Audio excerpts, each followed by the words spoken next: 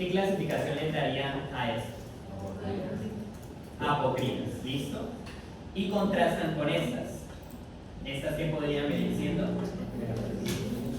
Ecrinas, merocrinas, ¿listo? Y acá encuentran el mismo contraste. Apocrinas acá, ecrinas acá. Yo entiendo que el grosor del epitelio no es que uno diga, ¡wow! ¡Qué diferencia!, ¿no? Pero entonces, pues, de cierta manera sí se diferencian un poco. No es tan notorio el cambio en el grosor, pero pues eso es lo que tenemos. ¿De acuerdo? Acá sí se nota bastante el contraste en el grosor del epitelio. Entonces, esta superiormente va a corresponder a las apocrinas, un epitelio delgado y una luz amplia, y esta, las ecrinas, un epitelio grueso y una luz reducida, entre comillas. Y toda esta estructura corresponde a un folículo piloso, ¿listo? Pues yo les diría que no repasen las partes del folículo piloso, pero si quieren hacerlo, no está de más. Bien, acá tenemos otra foto en la que podemos evidenciar qué tipo de glándulas serían. Sebáceas, ¿listo? ¿Y clasificación? Acinales simples ramificadas, ¿listo? Entonces fíjense lo que les decía, o sea, las glándulas sebáceas son estructuras que se ven como muy clavificadas, como muy divididas y que parecen moritas, ¿listo? Parecen uvas conglomeradas. Listo. ¿Alguna duda en cuanto al borde externo del labio? ¿No? Claro. Todo eso es lo que podemos encontrar. Llegado al caso, lo más raro que les puedan preguntar, un músculo piloreceptor, pero yo no alcancé a ver un músculo piloreceptor en el borde externo del labio. Pero recuerden que es una bandita de músculo liso, ¿bien? Como para tenerlo en cuenta, pero nunca lo preguntaron, por lo menos en lo que llevo de esto. Bien, borde externo. Ahora vamos con la zona roja del labio, que es la que se lleva la mayor proporción del labio, ¿listo? Y esa zona la vamos a llamar borde en vermellón.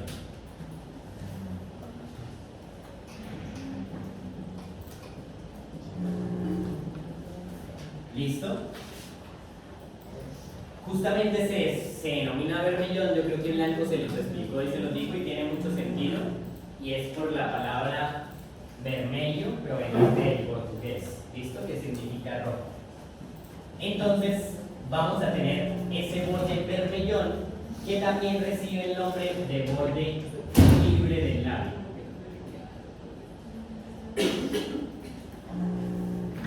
Ya pues escuchando o viendo este nombre se les facilita más pensar que ese borde libre no va a presentar ninguna de estas estructuras que mencionamos aquí. ¿Listo? Justamente pues por eso lo denominamos borde libre. Entonces, ¿qué vamos a poder encontrar en ese borde vermellón? Lo que les van a decir teóricamente es que encuentran un aparato reticular muy bien desarrollado, ¿listo? Altamente desarrollado. ¿Recuerdan a qué le llamábamos aparato reticular en pie? ¿No? Entonces, aparato reticular le llamamos básicamente a ese conjunto, a esa composición entre lo que son las papilas dérmicas y el estrato basal de la epidermis. ¿Listo? Entonces, hacemos referencia a esto de acá. Bien. Eso en conjunto lo denominamos como aparato reticular. Al decir que están altamente desarrollados, quiere decir que las papilas dérmicas protruyen mucho hacia el epitelio. ¿Listo? Estas son las papilas dérmicas. Y se van a ver más altas por lo que mencionaba ahorita, por ese desarrollo del aparato reticular.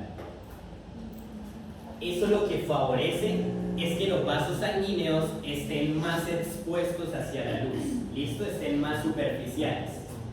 Al estar más expuestos los vasos sanguíneos, eso es lo que le da la tinción o la coloración roja a ese borde vermellón, ¿listo? es esa vascularización que se hace superficial. Bien.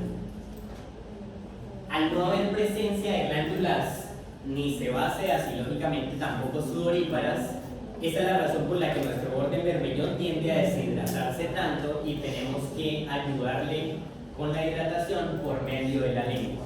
¿Listo? Esa es básicamente la razón o la explicación que tiene la resequedad del borde bermellón. Bien.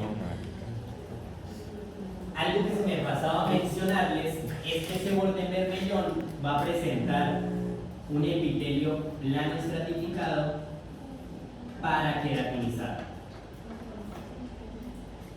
Bien. Paraqueratinizado, por si llegan a leer Ross lo menciona como paracornificado. ¿Listo? Entonces, cornificado y queratinizado hace referencia a lo mismo. Bien. Cornificado, pues proveniente del estrato córneo. Bien. Acá tengo señalado como tal un tejido conectivo que es subepitelial y que pues yo lo señalé como lámina propia. Sin embargo, dejen esto en duda porque directamente el libro no menciona que el epitelio tenga una lámina propia. Entonces, esto se lo pregunto directamente a Blanco y a Fabián.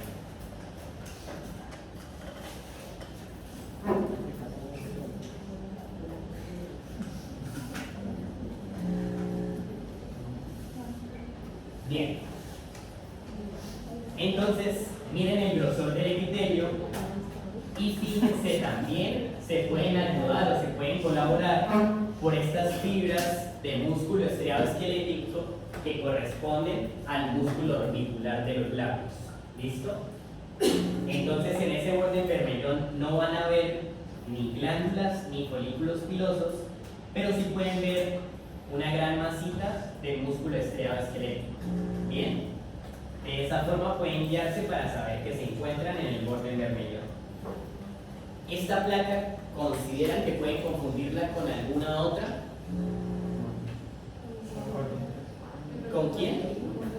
Con el borde interno, ya vamos a ver diferenciación. ¿Con alguna otra?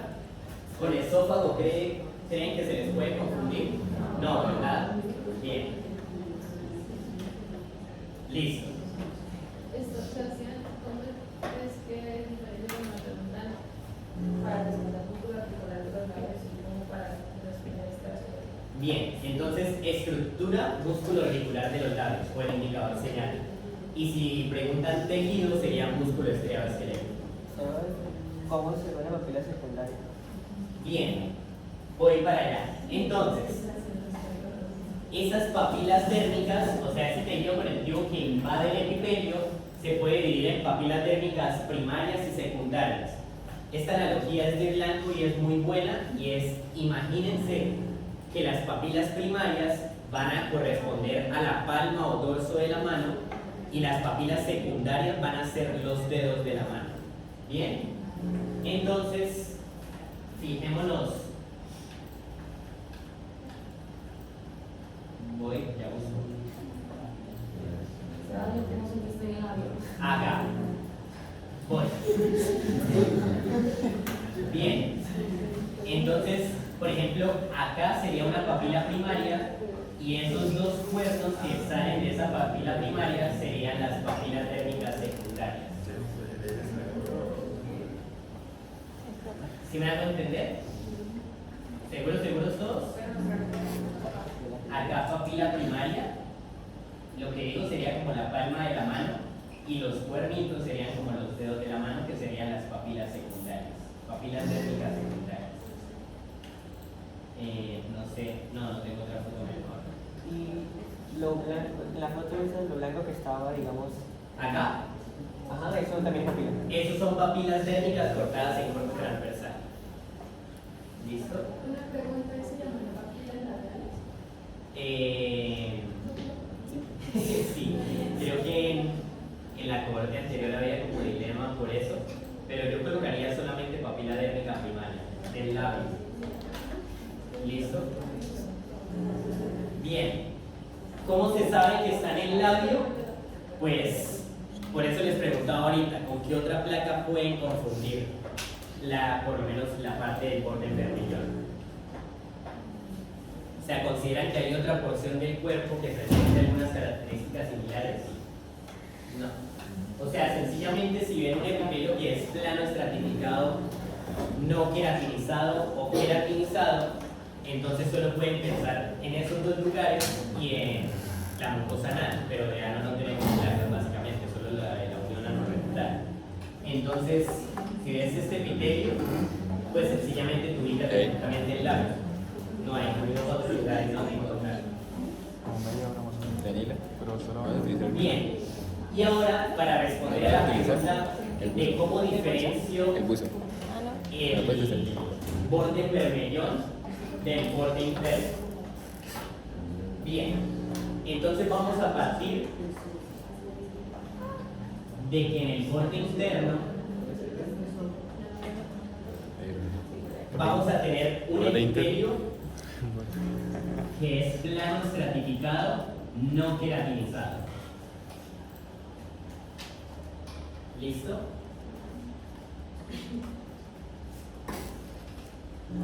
Esto es lo que menos les va a servir para diferenciar, pero tienen que tenerlo en cuenta, ¿listo? Entonces, epitelio plano estratificado, no queratinizado. Bien. Lo que van a tener para diferenciarlo es que en ese borde interno van a encontrar glándulas.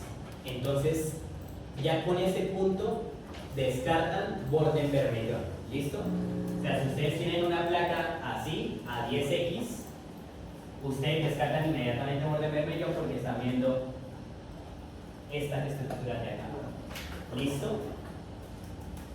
Entonces, ¿cómo diferenciar borde interno de borde externo? Entonces yo les pregunto, ¿están viendo folículos pilosos? No. Bien. ¿Están viendo glándulas similares a las sebáceas? Tampoco. ¿De acuerdo?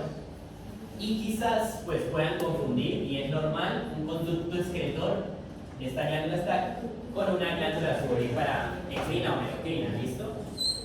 Pero entonces ya no van a hacerlo pues porque ya saben que se encuentran en el borde interno. Entonces, en este borde interno encuentran glándulas salivales menores labiales.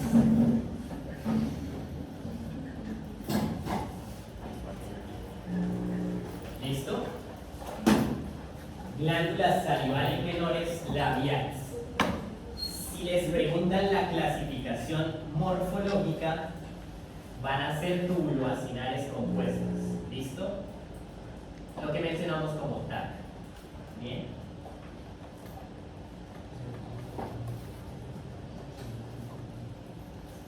Bien. Si preguntan clasificación morfológica, respondan mejor como está acá. Tubuloacinales compuestas mucosas.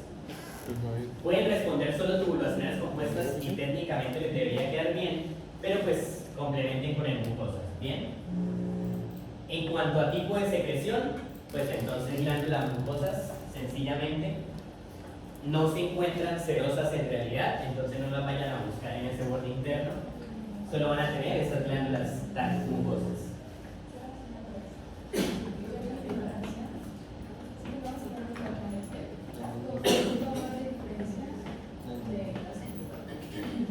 De la sublingual, porque es que la sublingual no va a tener todo este epitelio, todo este tejido conectivo alrededor. Entonces, si te lo ponen a 40X es mucho más complicado y sería injusto. Pero si te lo ponen así, estos 10X, ni siquiera es 4, estos 10X y con todo este tejido conectivo que ves alrededor, descartas inmediatamente sublingual porque la sublingual es netamente glandular. Bien. Listo. Si les preguntan, dime.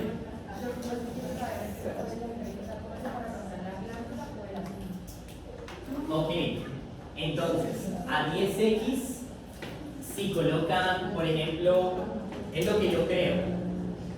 Bien. Ajá.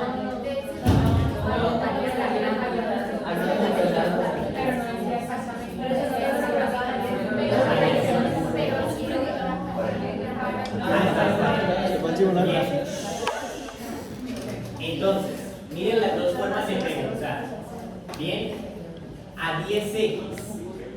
¿Listo? Nos ubicamos en el objetivo. A 10x, si les preguntan en tierra de nadie y les preguntan el indicador señala o estructura señalada, responden como glándula salivar menor labial.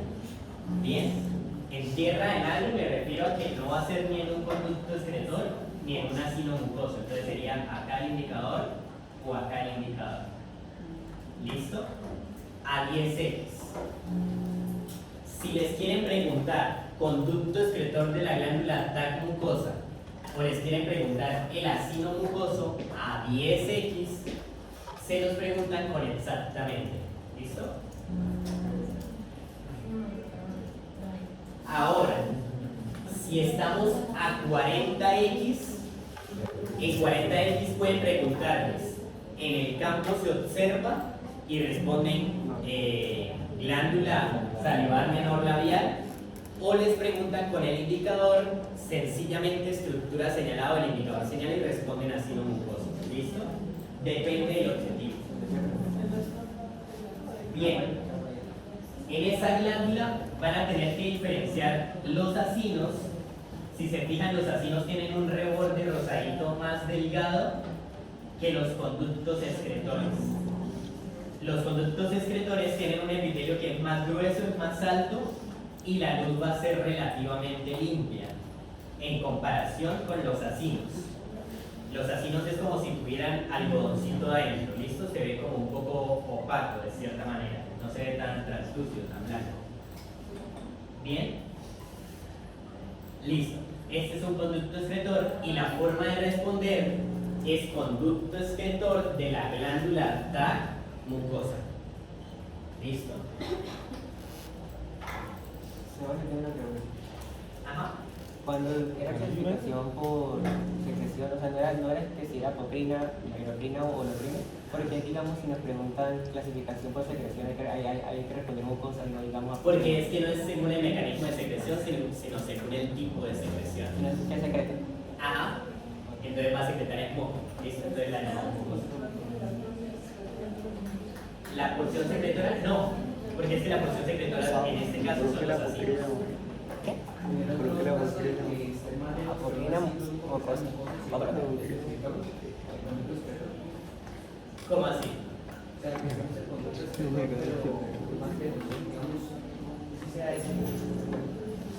Ajá. Como mucoso. Sí, la glándula TAC mucosa. Bien, entonces miremos la imagen de la derecha y esto responde un poco a la pregunta de André y es como la diferencia de la sublingual. Entonces acá no estamos viendo epitelio en absoluto, sin embargo estamos viendo mucho tejido conectivo alrededor de la glándula. ¿Listo? Entonces esto nos hace diferenciarla de la glándula sublingual. No, yo nunca le tomé a la sublingual porque no se veía nada. Exactamente. O sea, la peor placa de histología de la glándula sublingual. Ese es el problema, o sea, la placa de sublingual no se le ve nada como para diferenciar eso. Pero ¿saben cuál es peor que la glándula sublingual? ¿Ustedes se acuerdan de la lámina de cartílago fibroso?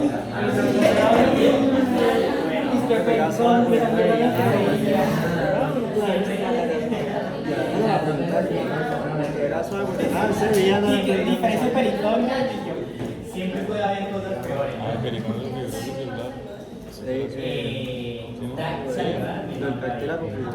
Era suave porque uno ya veía que no había. Listo. ¿Alguna pregunta en cuanto a lo que es labio? Claro, borde externo, borde bermellón y borde interno. ¿Listo? Bien. Entonces, ahora vamos a pasar a lo que es técnica.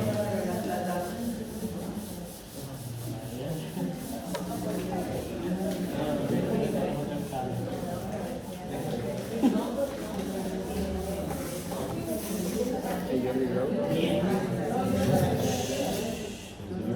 En cuanto al labio, el labio Gardner trae un recuadro clínico que habla acerca del virus del herpes simple, por si quieren leerlo es bastante importante. Y es como para que lo tengan en cuenta por si llegan a presentar ustedes ampollitas en los labios, pues es normal entre comillas. Listo, se resolucionan pues sintomáticamente. pero tengan presente pues,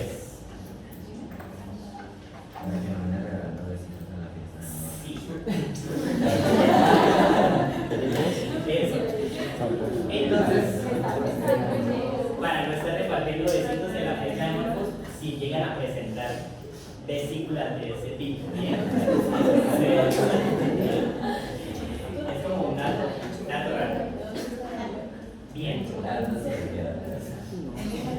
Ahora vamos a ir con la lengua. La lengua,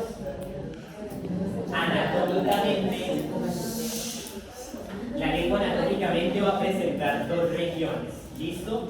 Los 2 tercios anteriores se van a constituir como el cuerpo de la lengua y el tercio posterior se constituye como la raíz de la lengua.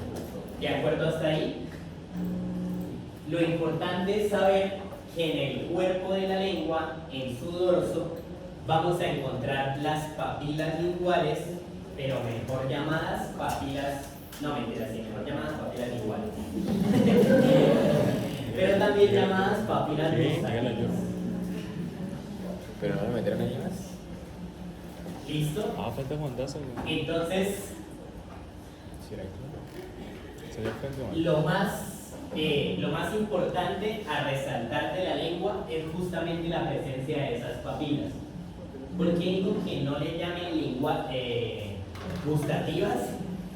Porque no todas presentan botones gustativos. Entonces, pues serían más llamadas gustativas. Entonces, mejor papilas linguales. Y vamos a tener 4 clasificaciones según su morfología. ¿De acuerdo? Entonces, vamos a empezar por las filiformes, que son las más básicas.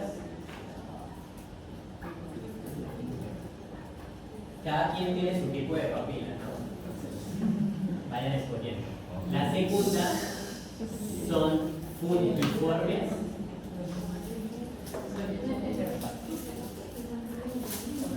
Las terceras van a ser foliadas. Y las cuartas se van a denominar como caliciformes, pero también las van a encontrar como circunvaladas.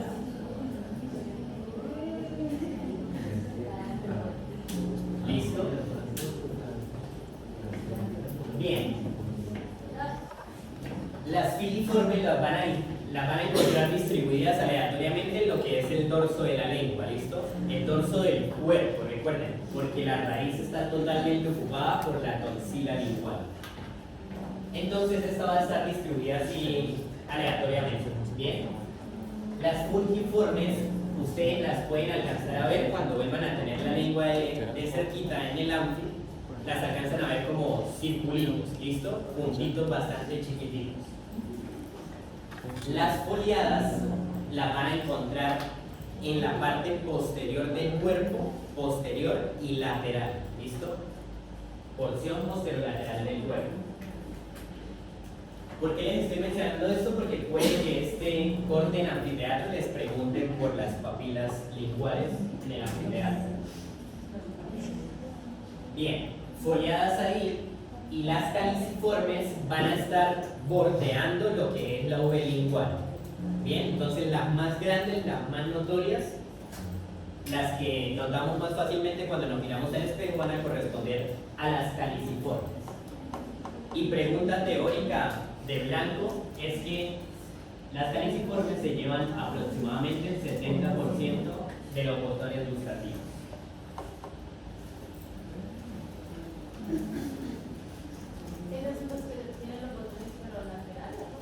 Sí, laterales, y las fungiformes lo tienen superior en el dorso. Bien, antes de pasar a escribir las papilas, simplemente tengamos en cuenta que el epitelio de la lengua va a ser plano estratificado, no queratinizado. ¿Listo? Y ahora sí entremos en materia. Entonces, las papilas filiformes van a recibir el nombre, o me gusta entenderlo así, justamente por la forma afilada que ellas van a adquirir, ¿listo? La forma de punta, forma de filo. y ellas característicamente presentan un epitelio que es plano y es estratificado y va a estar queratinizado.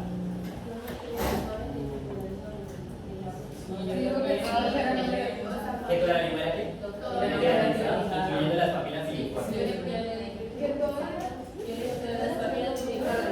Queratina. ¿Lo que es? Tatiana, para eso me hizo guardarle puesto. Listo. Entonces, según Gardner, va a ser queratinizado, pero según los doctores Blanco y Fabián, pues, no va a ser queratinizado. Entonces, para todo no queratinizado. Es que no se ve queratinizado. Bien, esas papilas filiformes no presentan botones gustativos. O sea, si son, según Gardner, queratinizadas, ¿cómo funcionan y todo en general son no queratinizadas? Porque es que las células pueden presentar la función o la capacidad de producir gránulos de queratina o no. Entonces, dependiendo de las necesidades del epitelio y las necesidades del órgano, pues deciden desarrollarlo o no. Bien, entonces las filiformes no presentan botones gustativos y si les preguntan función de las filiformes, van a colocar reducir las fuerzas de ablación producidas por el alimento. ¿Y abrasión? Ajá, de ablación es como fricción, como quemado, raspado. ¿Listo? Reducir las fuerzas de ablación producidas por el alimento.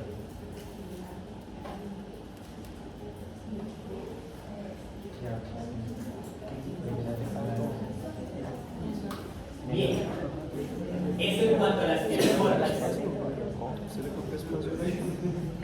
¿Cómo vamos a ver las filiformes? Entonces lo que les decía es que van a tener una forma puntiaguda, afilada de cierta manera y van a sobresalir del epitelio, lógicamente. Bien, entonces fíjense en estas señaladas acá. Fíjense en la forma puntiaguda que les estoy mencionando, en la forma de filo. Y fíjense en estas de acá. A mí me cuesta creer que no es queratinizado. Bien, entonces, sí, pero sí, dejémoslo como queratinizado. Pero entonces, papilas filiformes, ¿listo? Papilas filiformes. Y acá tenemos otras. Entonces acá se ve súper bien cómo terminan de manera puntiaguda a manera de filo y cómo sobresalen del nivel del epitelio. ¿Listo?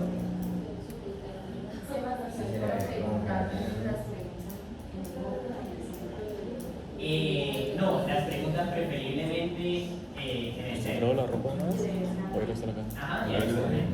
O las pueden preguntar así, a 40 y preguntar en el campo de observa. Por ejemplo, acá también. Y Peña no viene, ¿no? ¿Sí? Se prestaron 8 horas de maíz. Entonces, las filiformes van a tener ese aspecto, ¿listo? Forma puntiaguda o afilada y van a sobresalir del nivel del epitelio. Y la función, reducir fuerzas de ablación. ¿Bien? Seguimos con las puntiformes. Las puntiformes, entonces, acá va a estar el epitelio y ellas van a ser. ¿Listo? Entonces, fungi, pues proviene de la etimología de la palabra hongo. Entonces, entre muchas comillas, las fungiformes tienen forma de hongo. ¿Bien? Y estas papilas fungiformes van a presentar los botones gustativos en su porción más superior, ¿listo? En su dorso. Entonces acá tenemos botones gustativos. Bien. No siempre se los van a observar, lógicamente. Entonces fíjense en esta papila de acá.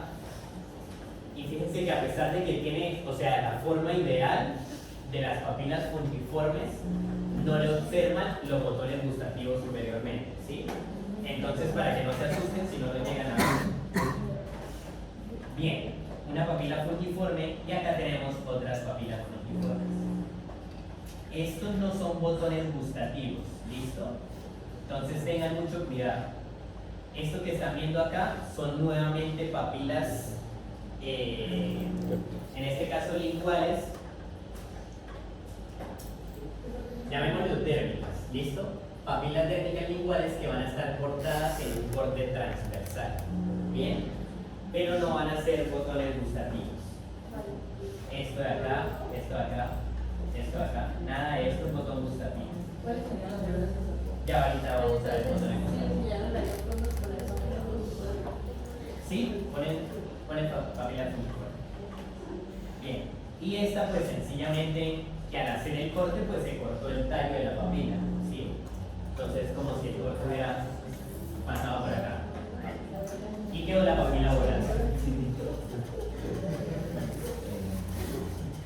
Bien. Eso en cuanto a las papilas uniformes. En cuanto a las papilas foliadas, entonces yo conozco las uniformes. Como tienen botones gustativos, entonces le asignan función de percepción De dulce. ¿Él cómo lo dice? Ah, sí. ¿Le asignaron sabor específico? Pues,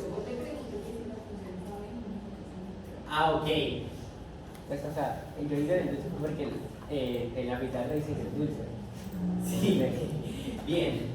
Pues los libros de esto no le asignaron nunca un sabor en especial a las papilas. Entonces, pues por lo menos a mí la función que me pedían era como recepción, era, sí, percepción y conducción de los sabores. ¿Listo? Pero entonces esa puede ser otra pregunta para hacerles a ellos.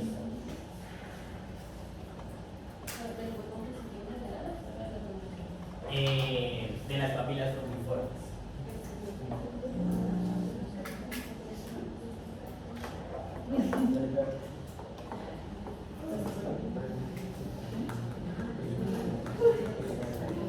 Listo.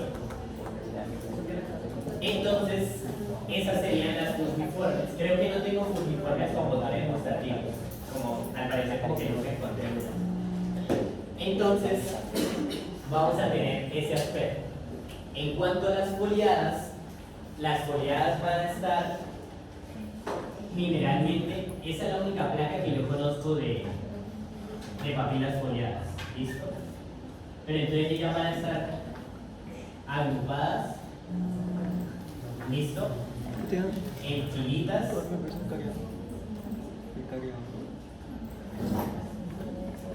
Y lo característico de ellas en parte es que lo que es, pues estas papilas van a estar más profundizadas, van a estar también más desarrolladas, y acá es mucho mejor ver lo siguiente.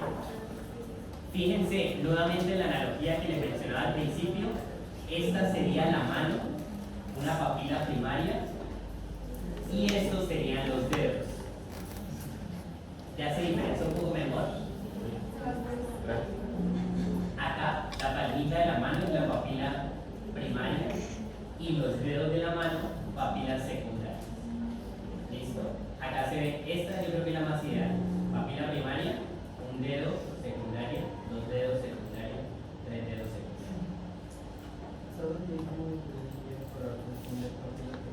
Sí, esa sí es una pregunta que les recomiendo hacer directamente a ellos porque siento que era como lo más confuso, por lo menos de la cohorte anterior. ¿Listo? Entonces, ¿cómo responder papila foliada y cómo responder papila primaria y papila secundaria? ¿Listo? Bien, lo que les va a mencionar Gardner es que estas papilas foliadas van a presentar botones gustativos, pero que van a involucionar más o menos a los 3 años de edad. ¿Listo? Entonces, técnicamente, ellas tampoco van a conducir la sensación de los sabores. ¿Listo? La percepción de los sabores. Porque no van a presentar botones gustativos en la vida adulta ni en la vida pues, adolescente, ¿no? ¿Cómo? No les asignen función. Si ellos se la llegan a mencionar, pero no les asignen función. ¿Bien? Acá esa...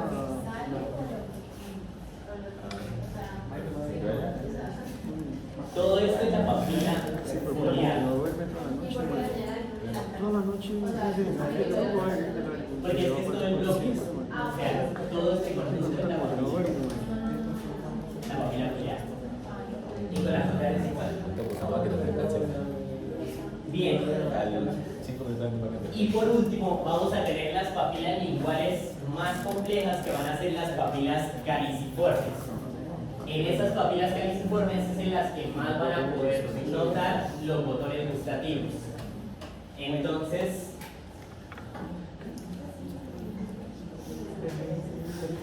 con ellas nosotros lo que vamos a tener es que este es el nivel del epitelio normal y ellas parece como si empezaran a excavar. Imagínense un terreno de tierra, ¿listo? Y empiezan a excavar acá hacia los laterales, a sacar arena, arena, arena, arena, y es como si el epitelio pues quedara finalmente así y luego se elevara una estructura acá.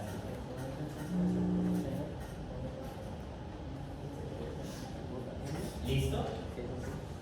Entonces, ella se va a encontrar a nivel del epitelio, a nivel, o sea, al ras del resto del epitelio, pero va a presentar unas fosas laterales que me dijeron que las estaban llamando como fosas papilares.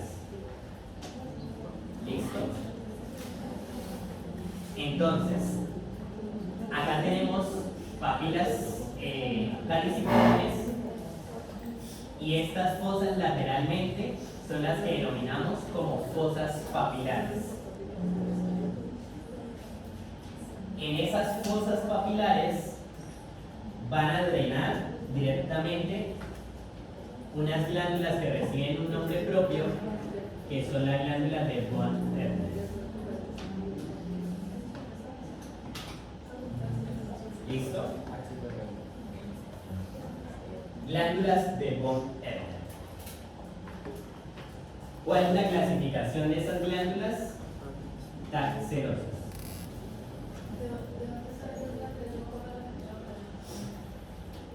¿De dónde sale?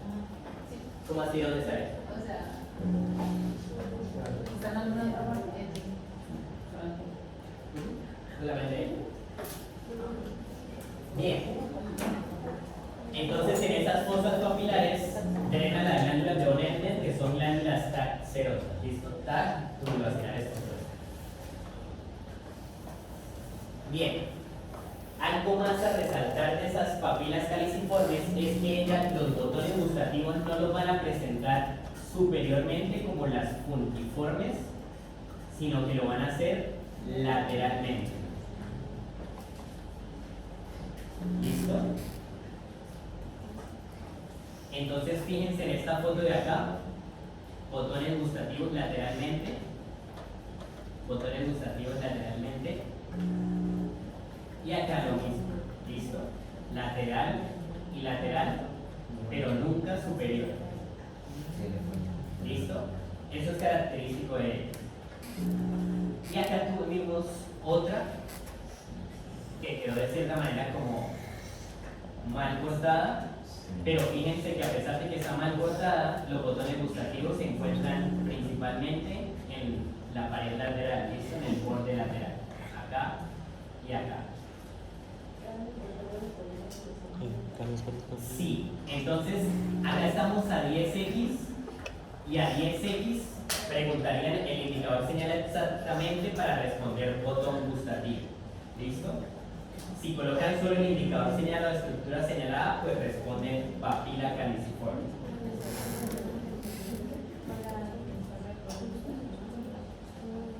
Bien, entonces, en cuanto a los botones gustativos, ellos teóricamente van a presentar dos polos. ¿Listo? Polos que denominamos polos. Bien. Entonces, el polo que va a mirar hacia la luz de la fosa o hacia la luz del epitelio se va a denominar polo gustativo. ¿Polo o polo? Polo, con él. ¿Pero si pongo polo está mal? ¿Cómo? Si yo pongo poro estamos. Sí. Poro. Poro gustativo.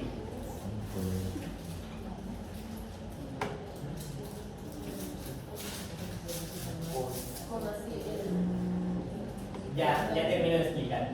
Si se fijan, la estructura de la papila caliciforme es bastante estratégica, pues porque nos permite que cierta parte, cierta porción de los alimentos, pues se refugie en las fosas y en las fosas puedan ser percibidos esos sabores.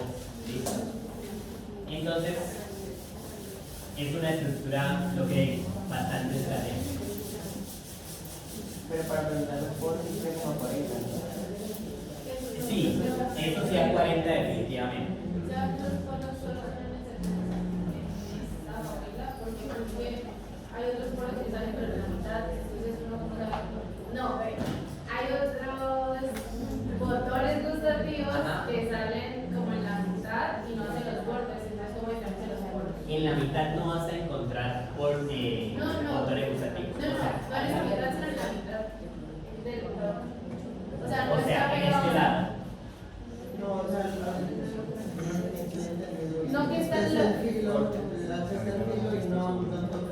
que no toque el borde, que no están tocando. Ah, ok. O sea, por ejemplo, como es. Sí, así. Ahí Ajá. no como diferencia de los poros.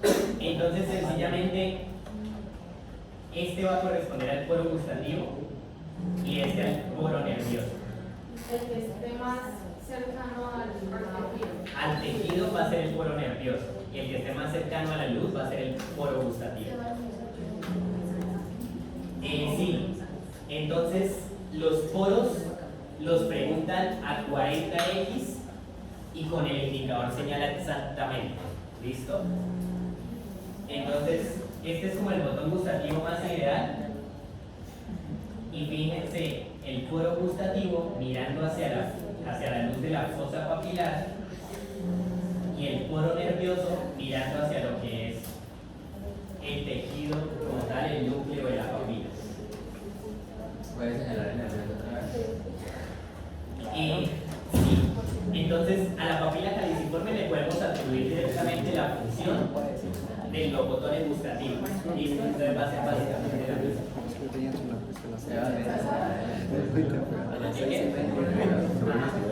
Ahí está señalado. Poro nervioso del botón gustativo. ¿Será que? Sí, entonces pregunten exactamente la función, pero básicamente va a ser percepción y conducción. Percepción y conducción de los sabores. ¿Listo? Tanto para los botones gustativos como para las papilas caliciformes. Si les preguntan función. Esto percepción y conducción de los sabores. ¿Esto queda claro? Que vi que surgieron muchas preguntas de esto. Digan si tienen dudas puntuales.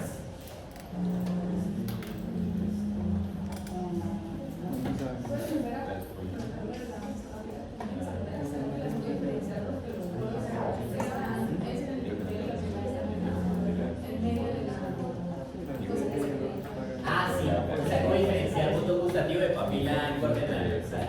Sí, es básicamente eso. Entonces, la papila además es mucho más grande, es mucho más gruesa de cierta manera. Bueno, y fíjate que en la papila no va a presentar como, es que sí presenta mucha celularidad, pero es más como contenido de tejido conectivo, ¿sí? Pero es más por el tamaño también, como se diferencia la papila del postre. A las 7:30 voy a tener Sí. ¿Estás de acuerdo conmigo? ¿Qué? ¿Estás de acuerdo? Se apareció acá una población, pero sería, desde mi punto de vista, muy justo que los pregunten en la papila del postre. Bien, en términos generales, Una pregunta en la anterior diapositiva. voy. En la parte izquierda es que El anterior a eso. En la parte izquierda se nos la puede confundir con una caliciforme. ¿Cuál? El pozo, la parte izquierda, la que. ¿Esta? Ajá. No justamente por lo mismo. O sea, es especialmente Porque no se le ve. sí, no tengo presencia de botones gustativos. Y también haría falta ver el ras del epitelio hacia los laterales, ¿sí? Para saber si está sobrelevada o si realmente está hundida en el epitelio. Pero pues sí, entiendo el punto, es especialmente pues por la fosa. Ajá. Listo. Vale. Bien. ¿Alguna duda en cuanto a papilas caliciformes? Porque no nos devolvemos. Porque son dos. O sea, Eh, sí, o sea, son dos, solo que pues quedaron pegadas ahora. y en el corte pues lo tuvieron las dos. Recuerden que pues, o sea, nosotros tenemos la V lingual así y las papilas caliciformes son estas que encuentran acá,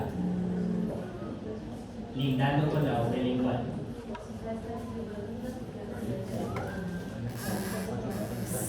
O sea, se unen. Ajá, las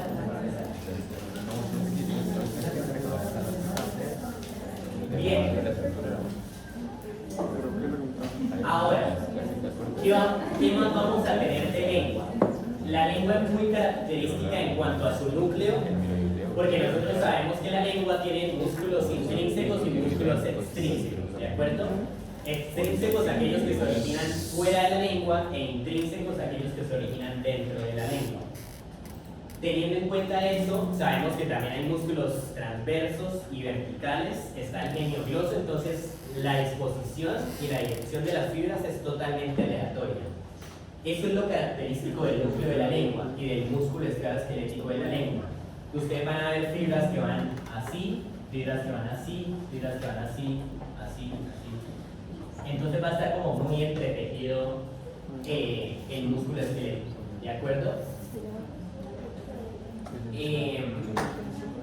Si le llegan a preguntar por estructura o el indicador señala, en estas porciones musculares responde como músculo intrínseco de la lengua.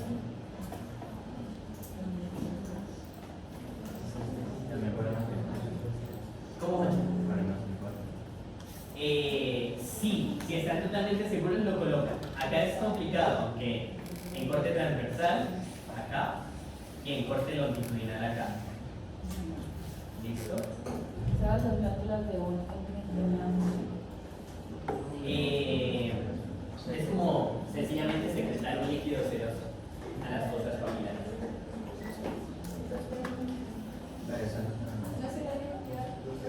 Toca preguntarle a Fabián si él las considera o si llamamos a todas salivares enormes iguales. ¿Si las considera? Ok. Listo.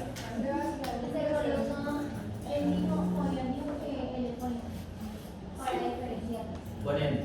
Ajá. Bien. ¿Qué iba a preguntar?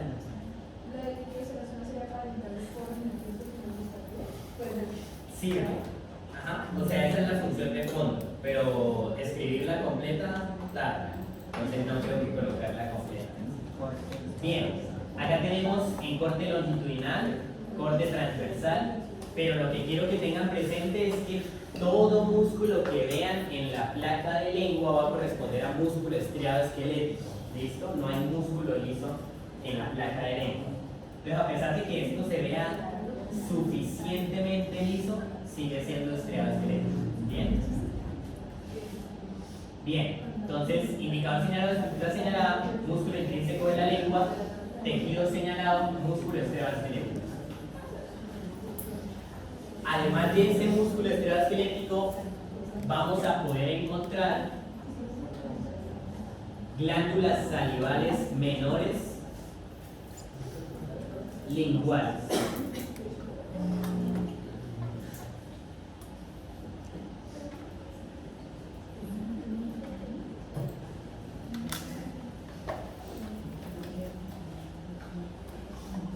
¿Listo? glándulas salivales menores linguales. La clasificación de ellas va a ser o TAC mucosa o TAC serosa. Lo más importante que deben tener en cuenta es que en la lengua no van a encontrar TAC mixtas, ¿listo? O es netamente mucosa o es netamente serosa.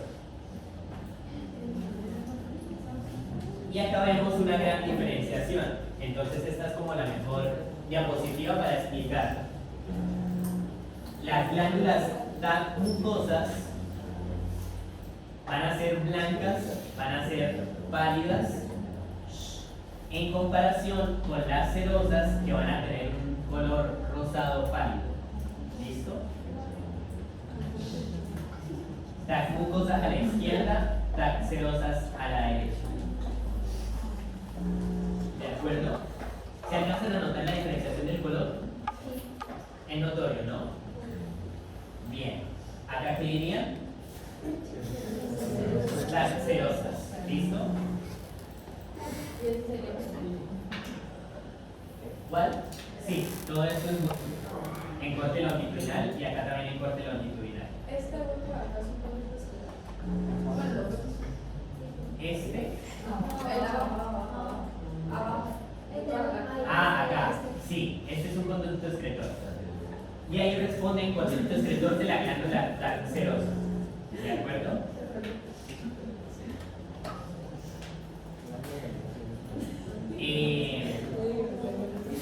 Si a mí me preguntan clasificación, yo mejor me prevengo y respondería como glándula TAC salivar menor serosa. ¿Listo? Colocar todo completo porque es mejor prevenir que lamentar. Bien.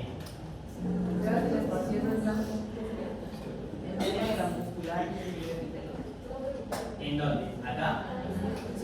Igual. Todo esto es... Podemos considerarlo como lámina propia por el momento, pero hay que preguntar, tanto para labio como para lengua. ¿Listo? ¿Estas qué serían?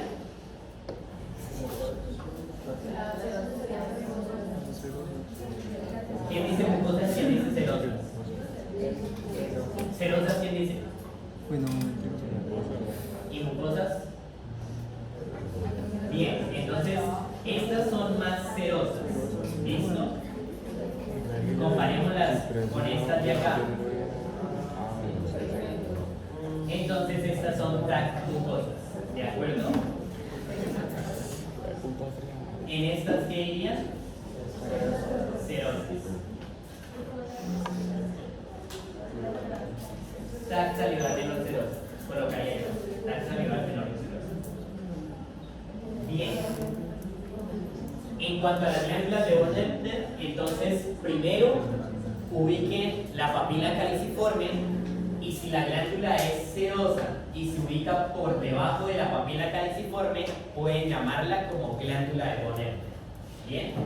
De lo contrario es solo glándula salival menor serosa. Bien. Bien. Entonces, primero ubicamos la papila caliciforme, y luego vemos las glándulas que están inferior a las papilas.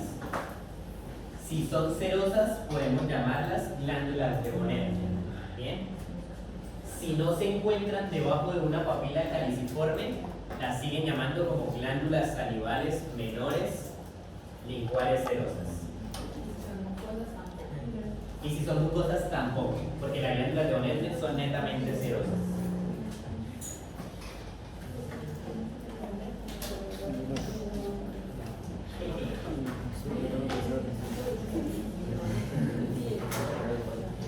Listo. ¿Alguna pregunta en cuanto a lo que es lengua? ¿Algo que les haya mencionado que no hayamos dicho? ¿No? ¿Todo mencionado?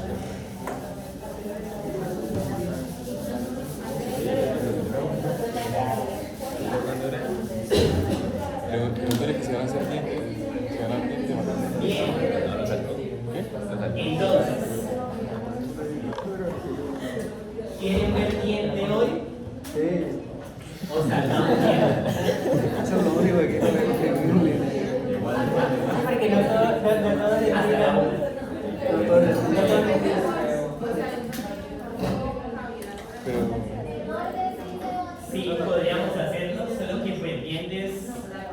bastante extenso y bastante inútil. Desde el punto de vista patológico.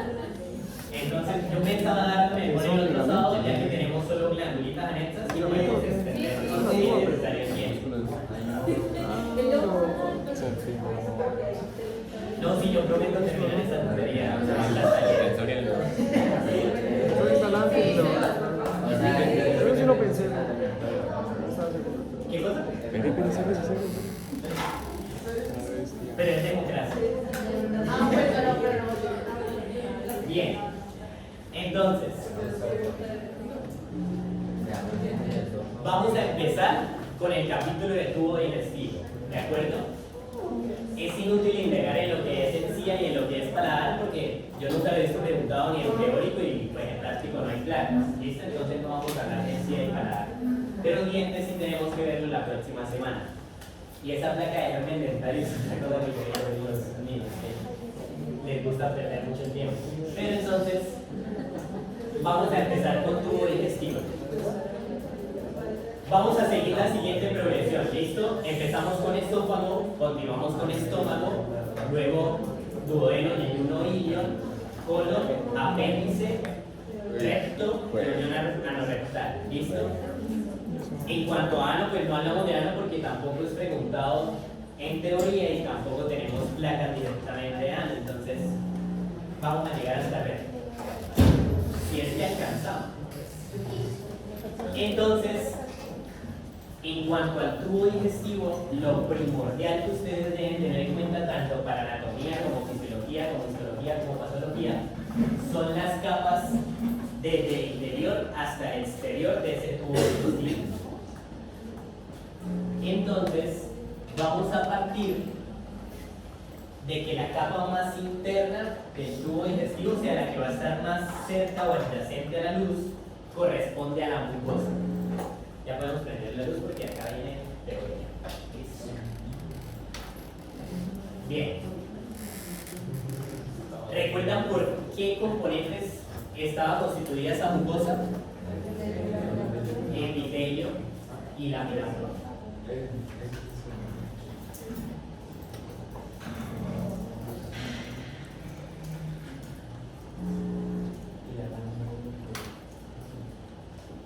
Bien.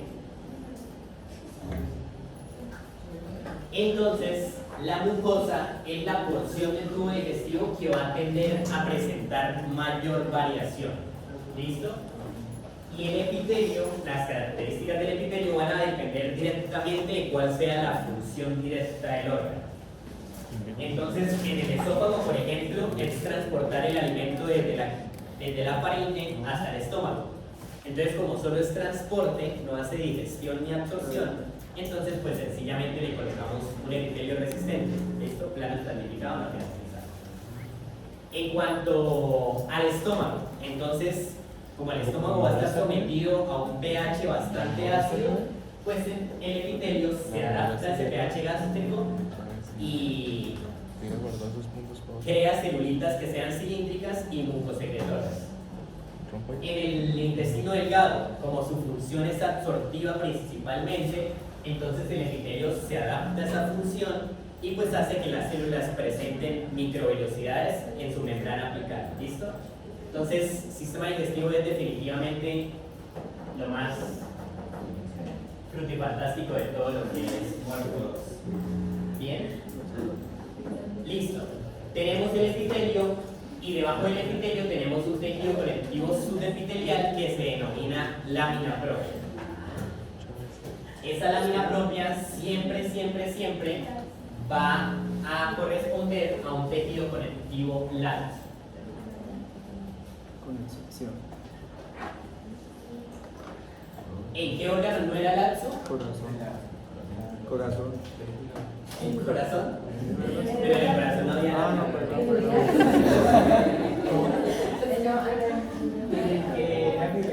Ah, no, lámina. En las vías urinarias. ¿Listo?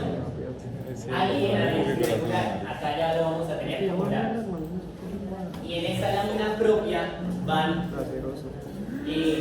a existir estructuras que se albergan ahí que van a corresponder principalmente a glándulas. ¿Listo? Las vamos a ir viendo. Además, en esa lámina propia vamos a ver que hay una vasculatura bastante significativa, tanto de arterias como venas, y también de drenaje linfático, especialmente a nivel de intestino delgado y de estómago. Y eso es básicamente lo que vamos a encontrar en la lámina propia. ¿Qué me hace falta acá? Ajá, entonces me hace falta la muscular de la mucosa.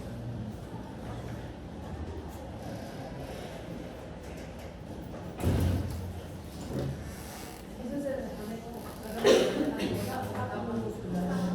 Capa muscular de la mucosa. Bien, esa muscular de la mucosa siempre va a corresponder a un músculo liso. ¿Listo? Dependiendo en qué parte del sistema digestivo nos encontremos, pues va a estar compuesto por fibras de diferentes configuraciones. Pero siempre va a ser músculo liso. Esto, créanme que la muscular de la mucosa tiene una relevancia desde el punto de vista de referencia bastante grande. Porque esa muscular de la mucosa es la que les va a decir a ustedes hasta aquí llegó mucosa y de aquí para abajo empieza su mucosa. ¿Listo? Entonces ténganla muy presente como punto de referencia. Bien. La muscular de la mucosa pues también va a ejercer funciones contráctiles de peristaltismo que van a jugar más que todo con la vasculatura de la lámina propia y con la disposición del epitelio. ¿Listo? Pero como las fibritas son tan delgadas, pues no es que tenga mayor acción. Pues. Debajo de la mucosa, entonces vamos a tener submucosa.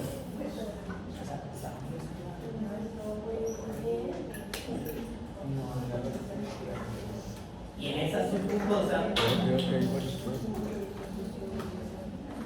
vamos a tener que es un tejido conectivo denso y regular.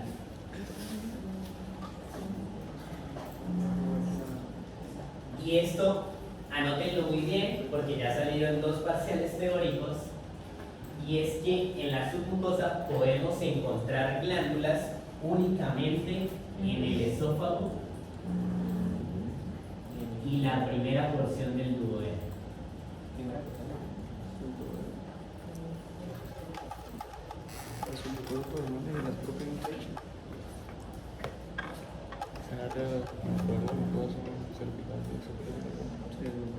¿Listo?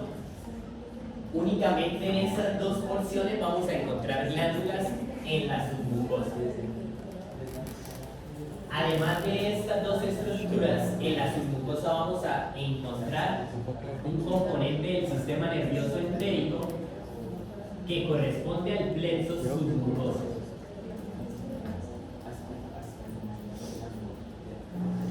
¿Cuál es el epónimo del plexo submucoso? De Meissner. ¿Listo? ¿Y el del entérico?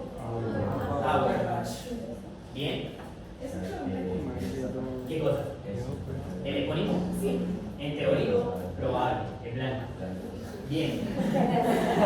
Entonces, tenemos plexo submucoso en la submucosa. Es muy difícil de ver en la mayoría de láminas. Yo solamente lo he visto en una placa de esófago y en donde lo pueden ver es en la placa de ilio en la que ven las placas de pecho. Ahorita lo vemos. ¿Bien? Plexo submucoso. Listo. Estos van a ser los componentes que ustedes van a poder encontrar en la submucosa. Luego de la submucosa, entonces vamos a tener la capa muscular externa.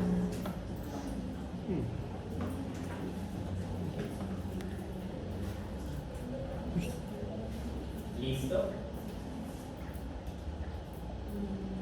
A excepción de unas porciones del esófago, esa muscular externa va a estar constituida por músculo liso. ¿Bien?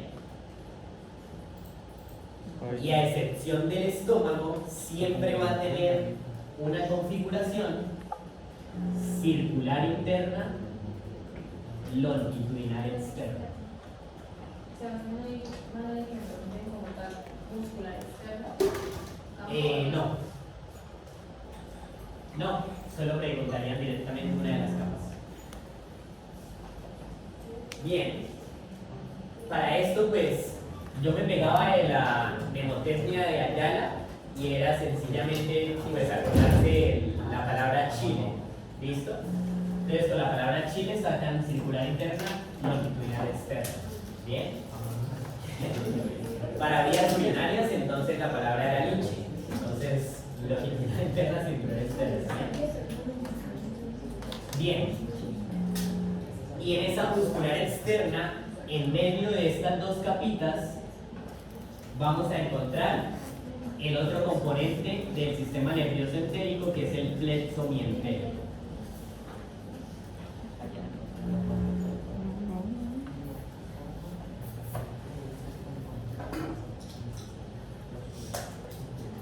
Y Gardner les va a mencionar, y esto es importante posteriormente en patología, y es que en la muscular externa encuentran unas células musculares lisas especializadas que se llaman las células intersticiales de Cajal. En la muscular externa.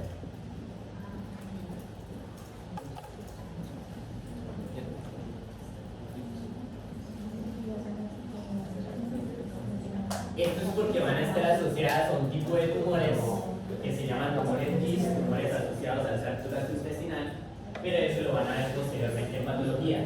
Simplemente tengan en cuenta que estas células se encuentran en la muscular externa y son células musculares lisas especializadas que van a presentar contracciones rítmicas. ¿Listo? Bien. Y ahí finalizaría lo que es la muscular externa. Y nos quedaría la última capita, que podemos escribirla por acá abajo para borrarla, que va a corresponder a la serosa. ¿Listo? Es entre la circular media y la longitudinal externa. Bien. Acá, serosa. La serosa, como ya lo veníamos mencionando desde el primer corte, corresponde a un mesotelio, un epitelio plano simple, y a un tejido conectivo subseroso, que es un tejido conectivo latus. Bien. ¿De qué va a depender si el órgano presenta serosa o adventicia? Básicamente de si está cubierto o no por el peritoneo visceral. ¿Listo? Si el órgano es extraperitoneal, ¿listo? Incluyendo a los retroperitoneales, ellos no van a estar cubiertos de peritoneo visceral, entonces van a presentar adventicia. ¿Listo? Dentro de esos que no están cubiertos por peritoneo visceral, ¿a quiénes tenemos? El esófago, porción cervical y torácica, porque el abdominal va a presentar serosa. ¿Listo? ¿A quién más? El estómago, serosa o adventicia. Serosa. Primera porción del duodeno. Serosa. Segunda, tercera y cuarta porción del duodeno. Adventicia. Y el yuno de Ilion, serosa. ¿Listo?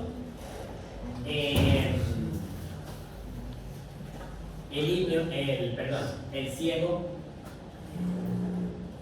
va a presentar adventicia.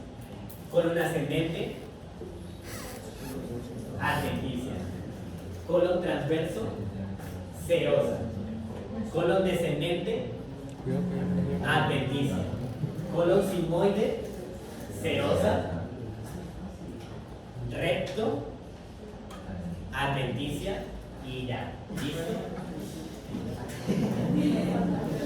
Entonces, no, eso era por molestar. No, pero era en serio, o sea, estaban bien dichos, ¿listo? Pero entonces tengan en cuenta que los únicos que no van a estar cubiertos de serosa van a ser las porciones cervical y torácica del esófago, segunda, tercera y cuarta porción del duodeno, y vamos a tener ciego, colon ascendente, colon descendente, y el remo.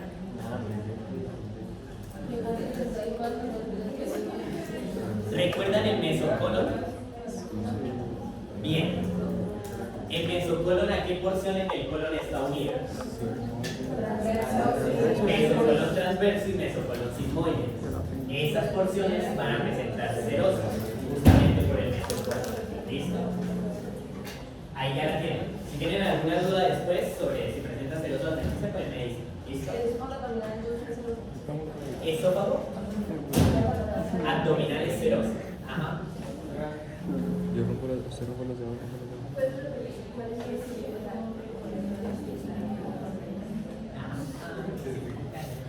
Bien. Entonces, eso, serosa o adventicia. Pero esa capa es como más bien de cierta manera irrelevante, aunque la serosa va a ser relevante en el sentido de que ese epitelio me va a contribuir a la producción de lo que es el líquido peritoneal. ¿Listo? Además, ese epitelio hace que el órgano tenga como una cubierta, una superficie que sea lisa y me permita que los movimientos peristálticos y los movimientos de batido del estómago ocurran sin mayor fuerza de fricción. ¿Listo? Puedan ocurrir bastante, sin mucho esfuerzo. Esa es básicamente la contribución de la serosa frente a la adventicia. Y vamos a botar esta capita y empezamos directamente por el esófago. Entonces, vamos a seguir este modelito de tabla que es el que trae Gardner. ¿Listo? Y vamos a ir diciendo las especialidades de cada una de las porciones. Entonces, yo les daría un descanso de 9 minutos.